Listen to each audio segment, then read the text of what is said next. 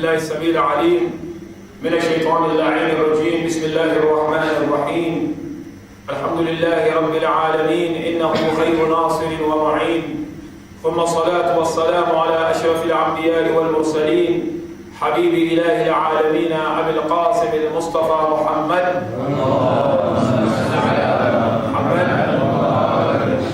وعلى أهل بيته الذين أذهب الله عنهم الرجس وطهرهم تطهيرا. بسم الله الرحمن الرحيم. اللهم اغفر لي الذنوب التي تحتك العصم. Once again, we thank Almighty Allah subhanahu wa ta'ala for granting us with another wonderful moment, wonderful opportunity to continue discussing this important and great dua which we received from Mawlai Kainat Amir al-Mu'mineen Ali ibn Abi Talib.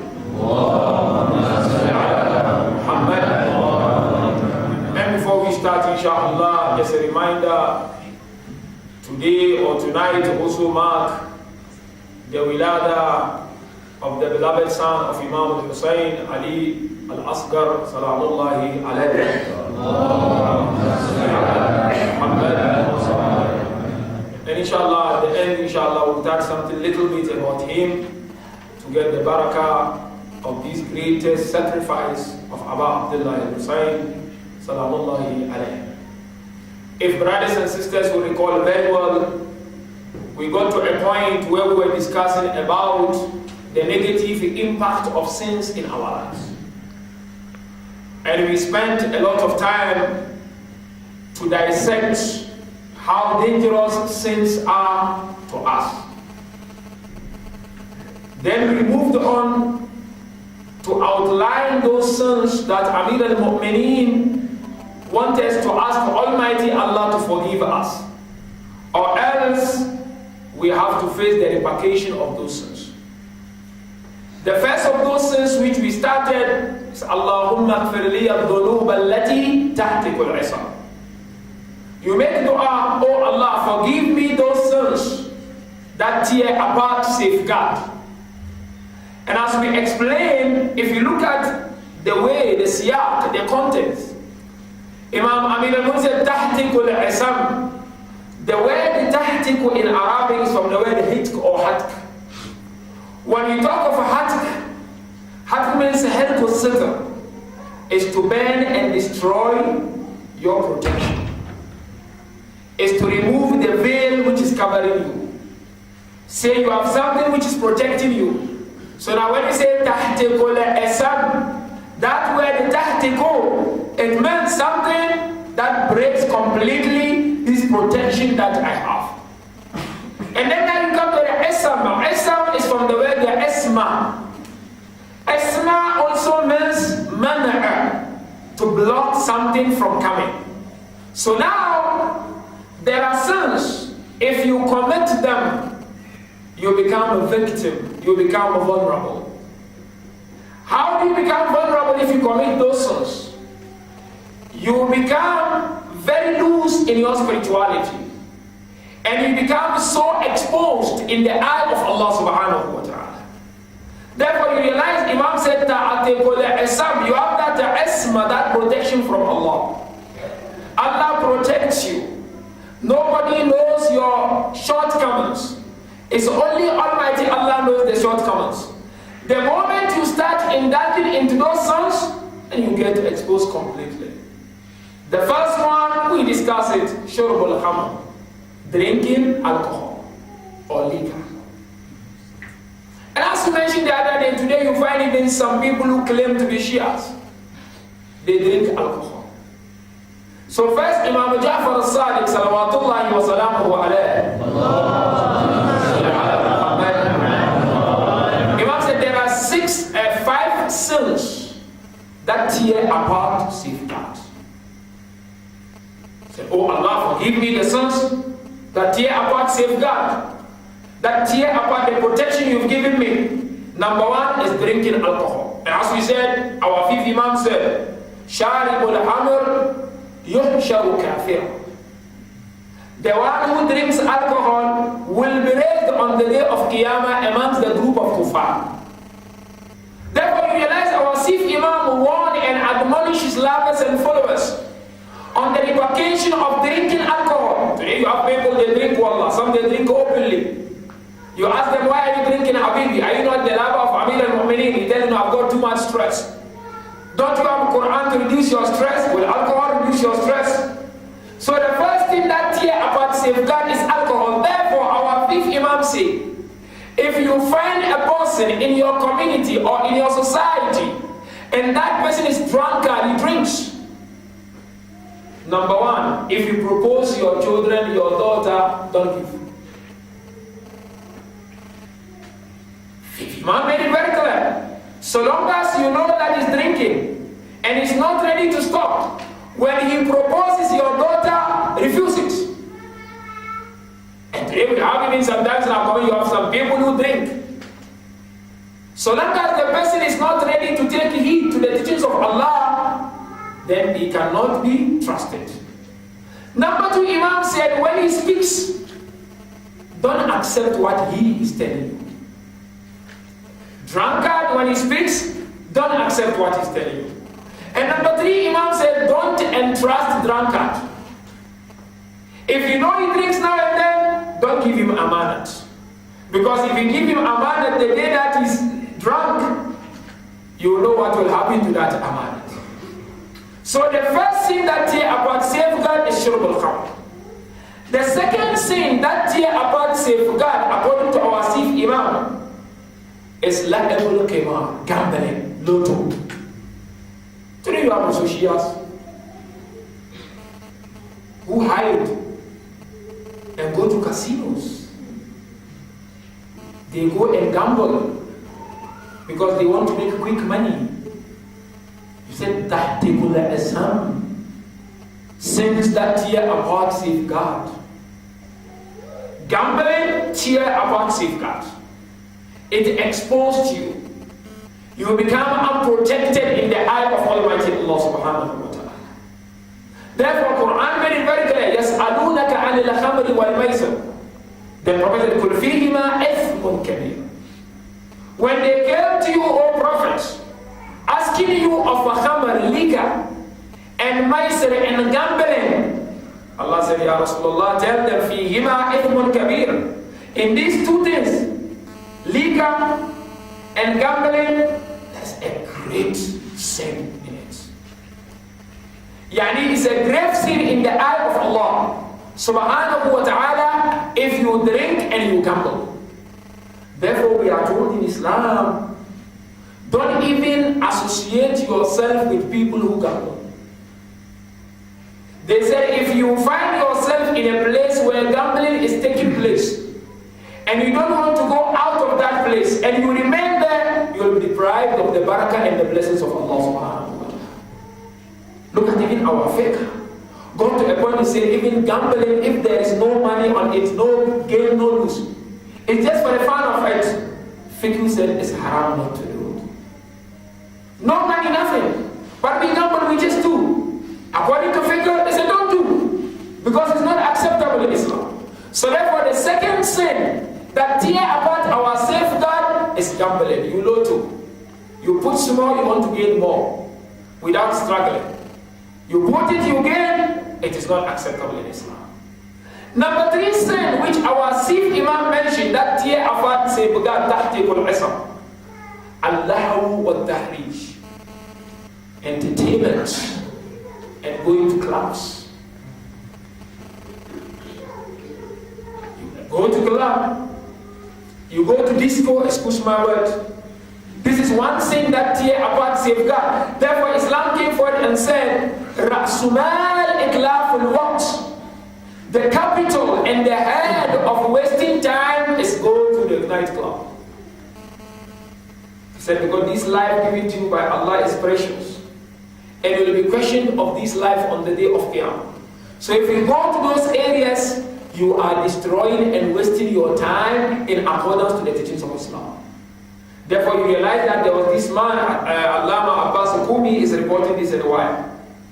He said there was a person by the name Samad during the time of Bani Israel. This Samad, every day he would make muhasabah, yani he would judge himself. he would do self-introspection. He would look at himself and say, what did I do wrong? What did I do right? Did I please Allah or did I anger Allah subhanahu wa ta'ala? So now one day he reached 60 years. When he reached 60 years, he sat in between people. And he said, look, today I am 60. And since that time, long time, I've been judging myself. Now imagine this 60, if I convert it into days, it will be 21,000 days, 900. 21,900 days. He said, imagine if every day I committed one sin, how many sins will I commit? Some of you are 70, 80. He used to make it muhasabatun nafs. Yani he said 60 years. Now if I have to count the sin that I've committed all these years, it will be 21,900 sins. As he was mentioning that, he fell down and he died. And the prophet of that time, some said it was Moses alayhi salatu wasalam, said this person is indeed the man of Jannat al-Firdaus.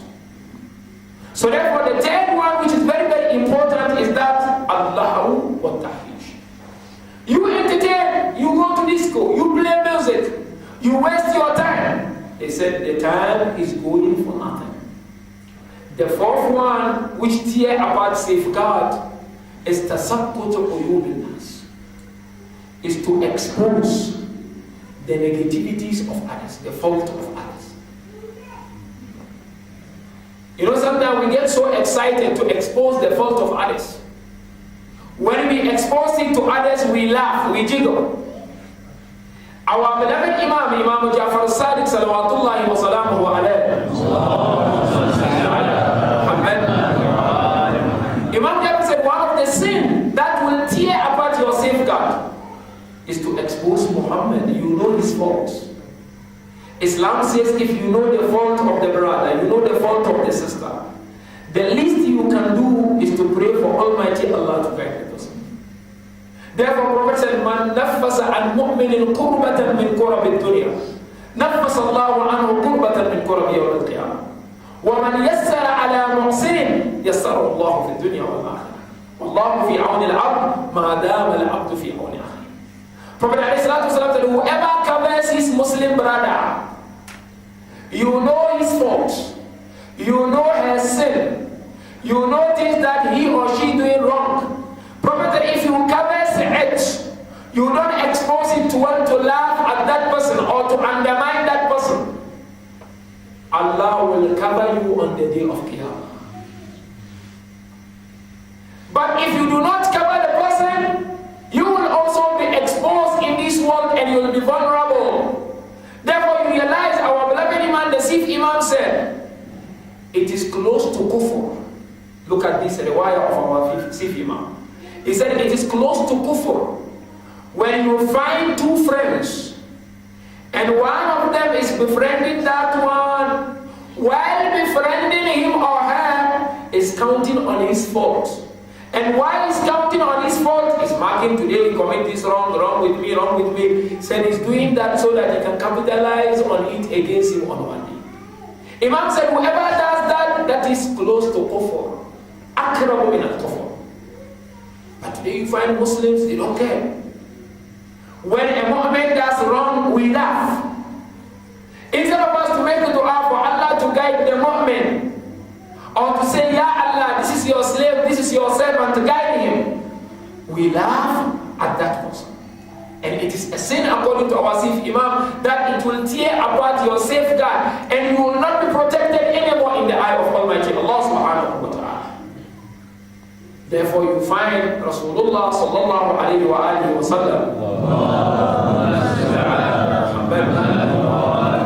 was asked, what is the best deed that a person can offer to his community? Rasulullah said the best thing you can offer to your community is to cover the fault of the members of that community. Don't you see sometimes you are too vulnerable with our spirituality? We hardly get overwhelmed by laziness. We often get overwhelmed by dunya. We are exposed because there are certain sins that we are not looking after them. Therefore, Rasulullah at the end of the riwayah, he told the person, لا تظلموا المسلمين. Do not accuse Muslim. Then Prophet said, if you know he is done wrong, go to him and give him nasiha. And Prophet said, when you give him nasiha alone without someone hearing about it. Prophet said, if you do that, then you have observed the right of a believer towards another believer. The fifth one of the sin, mujalasatu ahli al-ma'asi, is to associate with sinners, people who commit sin. Even if it's your friend, even if it's your family member, the only fair way where Islam allows you to associate is when you want to do amr bil ma'ruf wa nahy anil munkar. Imam Jafar says the mujalasatu ahli al-ma'asi, associating with people who are sinners, especially those who commit and they don't feel any shy. You know, there are some people when they commit a sin, they are okay with it. They don't have any shyness, they don't have any problem, they don't feel any heaviness. Imam said, if you find a person of that sort, do not associate and sit around that person. Therefore, you have very astonishing riwayah from our beloved Imam saying that if you find yourself at a place where sin is taking place, and you know you don't have the qudra, the power to stop it, get out of that place. Imam said, if you remain there, whether you participate or not, it is tantamount to approving the sin. So therefore you are there, you are with the brother, he's backbiting. The least you can do, advise him to stop. If you cannot do, get out of that place. You being there is a greater sin in the eye of Almighty Allah subhanahu wa ta'ala. And Imam alayhi salatu wasalam, as he was explaining these 5 sins, he said, associating with these sinners, to such an extent, if they start speaking something which you are not sure of it, and we see the way the communication is going on, disappear from that place. Imam said, when you do that, you will be showered by the mercy and the rahmah of Allah subhanahu wa ta'ala. Therefore, when we come here, or wherever you find yourself, you make dua. Allahumma ikfir li al-dhunub allati tahtiku al-isam. Oh Allah, forgive me sins that tear apart safeguard. Let these 5 sins go back and forth in your mind. And we should try as much as we can to stay away from these 5 sins. Once you stay away from these 5 sins, you will have that spiritual protection of Almighty Allah subhanahu wa ta'ala. But if you keep on indulging into it, you're becoming more and more vulnerable, you're becoming more and more exposed. And the more you become exposed, the more you become weak in your spirituality, and you become weak in the eye of Almighty Allah subhanahu wa ta'ala. Therefore we ask Allah to forgive us our shortcomings, inshallah. We ask Allah Azza wa Jalla to make it easy for us, inshallah.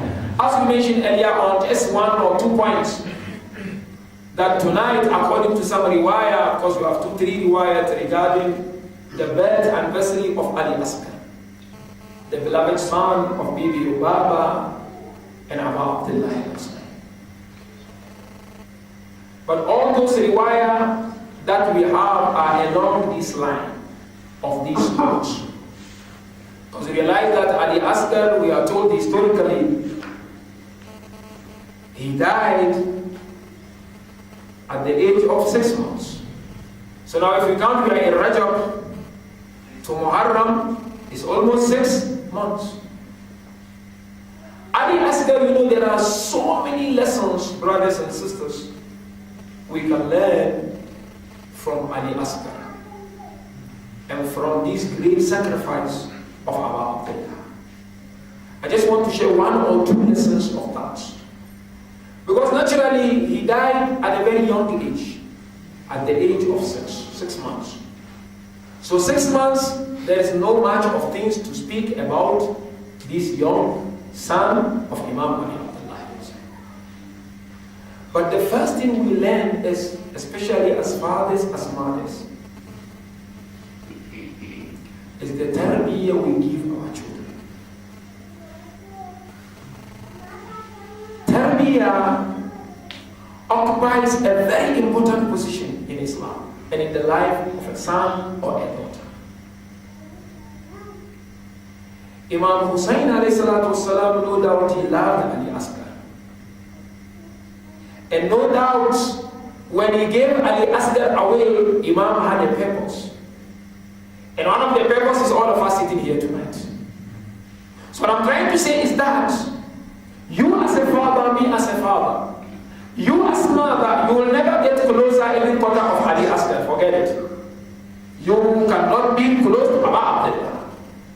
But Abu Abdullah is there for me to learn how to upbring my child. Imam Hussein, Bibi Lubaba gave birth. And people among them, Salama, among them Muhammad ibn Hanafiya, you name them. You go alone, leave these children. One riwayah said they emphasized on Ali Asghar. Why do you take him? Imam said, no, my mission is not for worldly gain. My mission is to enliven the affairs of Allah.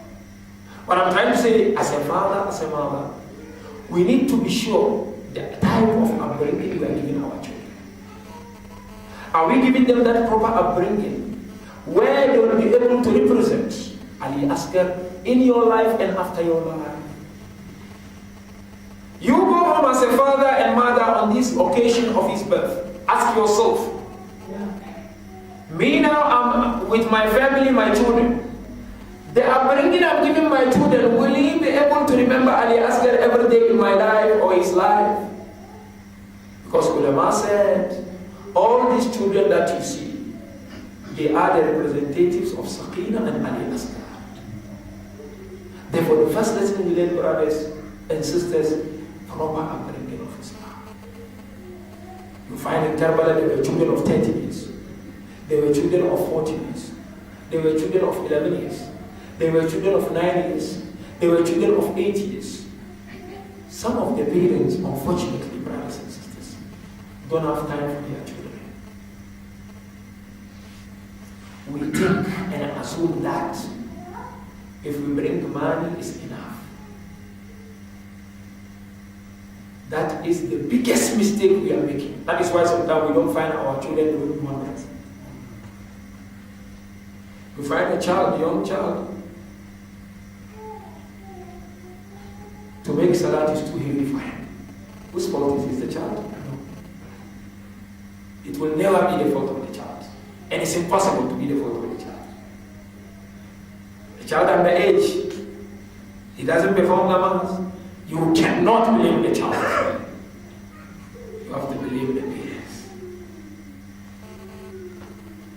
So therefore, the sacrifice that Imam Hussein did is to tell us that our children are there to represent Allah and Islam. Therefore, he gave it out.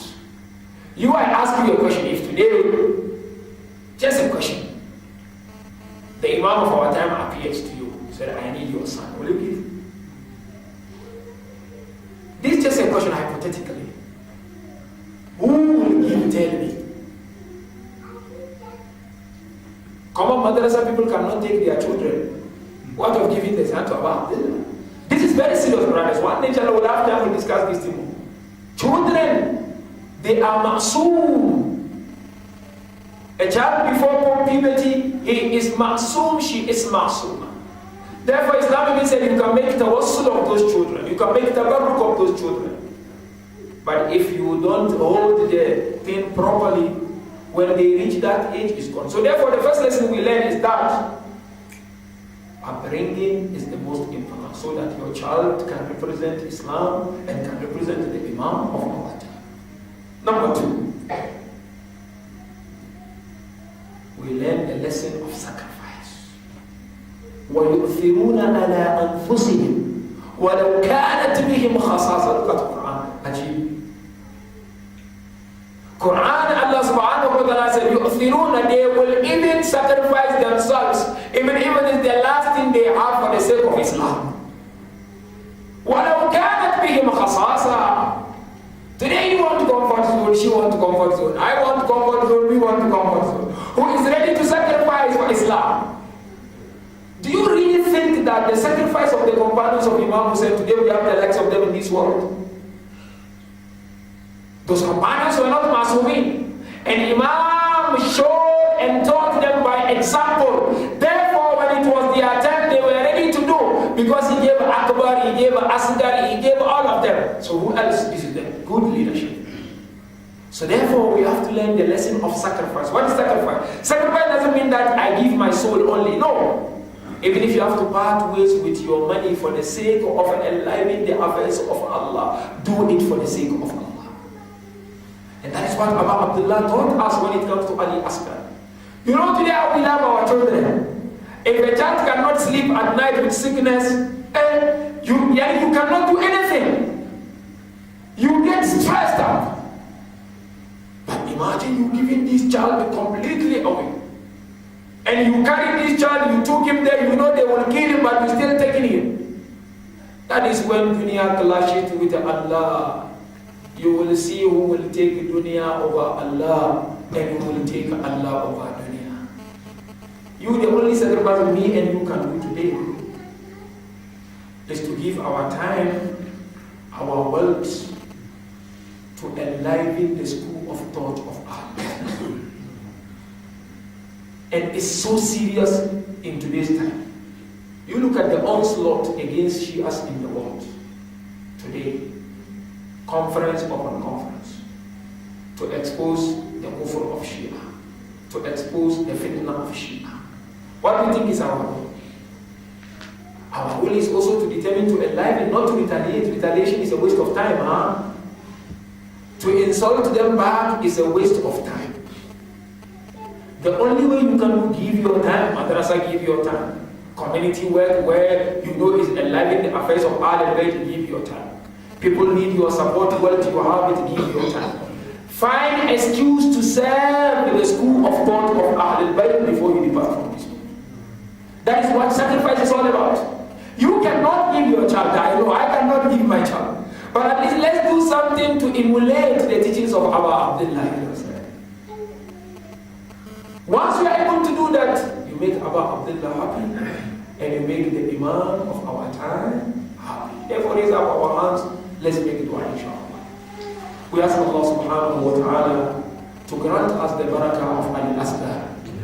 We ask subhanahu wa ta'ala his greatest sacrifice of Abu Abdullah Hussein. May we be able to take lessons and implement those lessons in our life, inshallah. We ask Allah subhanahu wa ta'ala, the children that He has blessed us with, they are ni'mah of Allah, they are blessings of Allah. May Allah give us the strength and motivation and courage and power to be able to look after our children in accordance to the teachings of Allah and prepare them for the coming of the Imam of our time.